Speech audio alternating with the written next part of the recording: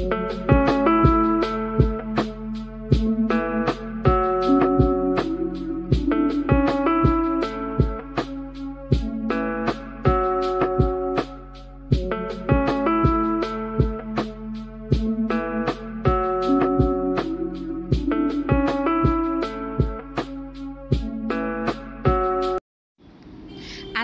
আলাইকুম, কেমন আছেন আমার প্রিয় আপু ভাই বোনেরা?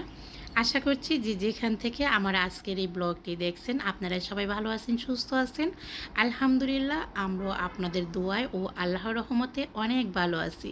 ফারজানাস ফ্যামিলি ব্লগ থেকে সবাইকে ওয়েলকাম জানিয়ে শুরু করছি নতুন চ্যানেলের নতুন ভিডিওতে।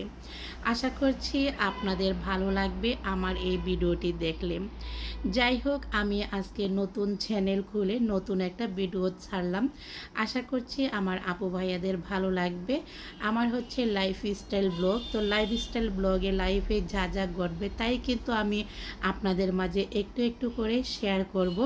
সাংসারিক জীবনের কাজকর্ম, টুকিটাকি, খুঁটিখাটি সব কিছুই কিন্তু আপনাদের সঙ্গে শেয়ার করব। আশা করছি আপনাদের ভালো লাগবে। তো আপনাদের দোয়া আর ভালোবাসার সাথে করে নিয়েই কিন্তু আমি আমার পথ চলাটা এগিয়ে যেতে চাচ্ছি। আশা করছি আপনারা আমাকে নিরাশ করবেন না। যাই হোক, আগেও একটা চ্যানেল খুলেছিলাম, সেখান থেকে হতাশ হয়ে তারপর আবার নতুন করে করলাম। দেখি এখানে কি আছে, জানি না আমার কপালে। তো যাই হোক, আমার সংসারের কাজকর্ম, টুকিটাকি, খুঁটিনাটি সব কিছুই আপনাদের সাথে একটু একটু শেয়ার করব।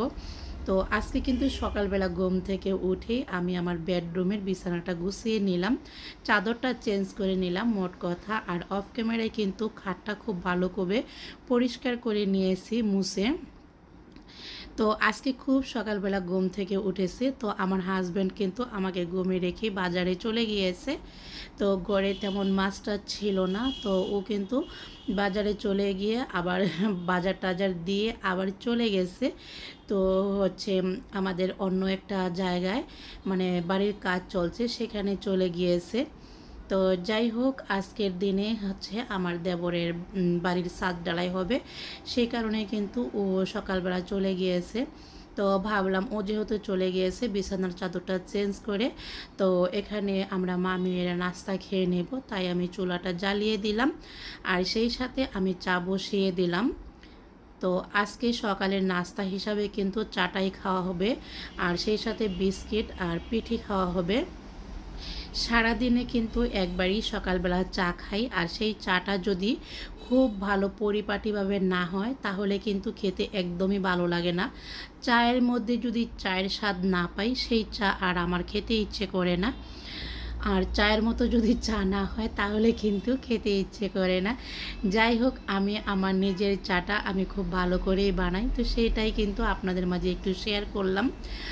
আর এই তো এখানে কিন্তু আমি ডাইনিং টেবিলটা একটু মুছে নিলাম, আর সেই সাথে হচ্ছে আইপিএসের উপরে যে কাপড়টা থাকে সেটা ময়লা হয়েছিল, গতকালকে ওয়াশ করা হয়েছে, তাই আজকে সকালবেলা আবার জায়গা দিয়ে দিলাম যাতে কোনো রকম ধুলাবালি না পড়ে। যাই হোক, রান্নাঘরে চলে গিয়েছি। আমাদের মেয়েদের কাজ তো সকাল থেকে সারাদিনই রান্নাঘরেই কিন্তু আমাদের বেশিরভাগ সময়টা থাকতে হয়। আর এই তো এখানে কিছু গ্লাস ছিল, কাপ ছিল, সেগুলো আমি একটু ধুয়ে নিচ্ছি। সকালবেলা প্রতিদিন ঘুম থেকে উঠে এই গ্লাসগুলো না ধুলে আমার একদমই ভালো লাগে না। তো রাতের বেলা কিন্তু অনেক সময় ধুয়ে রাখি, আবার অনেক সময় ধুয়ে রাখি না। কারণ হচ্ছে এক একটা গ্লাস মগ এক একজনের ঘরে থাকে, সেই কারণে কিন্তু বেশিরভাগ মানে ধোয়া হয় না। আর এটা ছিল দুধের পাতিলাটা রাত্রে দুধ খেয়ে ভিজিয়ে রাখা হয়েছিল, সেটাও আমি এখন ধুয়ে নিলাম। তো চুলায় চা বসিয়ে কিন্তু অনেক রকমের কাজ করা যায়, আর আমি অফ ক্যামেরায় কিন্তু আমার ঘরটাকেও ঝাড়ু দিয়ে নিয়েছি। চুলায় চা বসিয়ে দেওয়ার পরে কিন্তু ডাইনিং টেবিল পরিষ্কার করে ঘরটাকে ঝাড়ু দিয়ে নিয়েছি। এগুলোই কিন্তু মেয়েদের কাজ। আর এ হচ্ছে আয়াতমণি আর আমার যা। আয়াতমণি হচ্ছে আমার নাতনি, আর আমার জায়ের কোলে সে ঘুম থেকে উঠে ঝুলছে। ও কিন্তু প্রতিদিনই ঘুম থেকে উঠে এরকম মানে কোলের মধ্যে ঝুলে থাকে 5-10 মিনিটের মতো, তারপর কিন্তু ও মানে রিল্যাক্স হয়।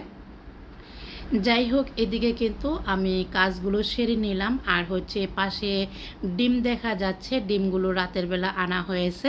তো সেগুলো কিন্তু আমি অফ ক্যামেরায় ধুয়ে পরিষ্কার করে একটা ঝুড়িতে রেখে দিয়েছি। পরে আমি সময় মতো ফ্রিজে রেখে দেবো পানিটা ঝরলে। আর এই তো এখানে কিন্তু আমার চাটা বানানো হয়ে গিয়েছে, দেখতেই পাচ্ছেন। চা যদি চায়ের মতো না হয় তাহলে খেতে একদমই ভালো লাগে না। তো আমার চা খেয়ে কিন্তু যারা আমার হাতের চা খাবে তারাই কিন্তু প্রশংসা করে, আমি নিজে কিন্তু না। তো দেখতেই পাচ্ছেন চায়ের কালারটা কেমন হয়েছে, অনেকটা লোভনীয় হয়েছে। তো যাই হোক, আমার হাতের চা সবাই খেয়ে খুব প্রশংসা করে।